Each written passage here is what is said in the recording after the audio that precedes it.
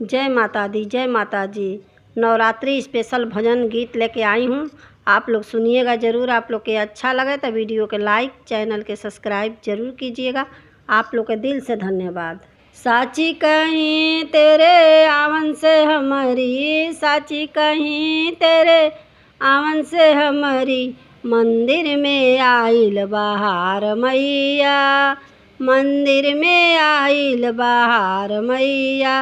अम्बे भवानी दुर्गे महारानी, अम्बे भवानी दुर्गे महारानी, रूप है तेरा हजार मैया, रूप है तेरा हजार मैया। सच कहें तोरे आवन से हमारी, सच कहें तोरे आवन से हमारी, मंदिर में आइल बहार मैया, मंदिर में आइल बहार मैया। अम्बे की पूजा दुर्गा की सेवा, अम्बे की पूजा दुर्गे की सेवा, इसके सिवा मोहे भावे ना दूजा, इसके सिवा मोहे भावे ना दूजा। अब हमने जाना कि तू मेरी मैया, अब हमने जाना कि तू मेरी मैया, करती हो बेड़ा पार मैया, करती हो बेड़ा पार मैया। साची कहें तोरे आवन से हमारी, साची कहें तोरे आवन से हमारी, मंदिर में आइल बहार मैया, मंदिर में आइल बहार मैया।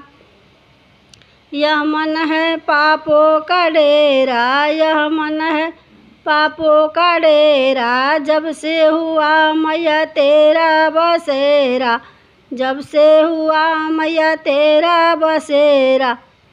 हालात सुधर गई, काया पलट गई, अनधन से भरे भंडार मैया, अनधन से भरे भंडार मैया। साची कहें तोरे आवन से हमारी, साची कहें तोरे आवन से हमारी, मंदिर में आइल बहार मैया, मंदिर में आइल बहार मैया।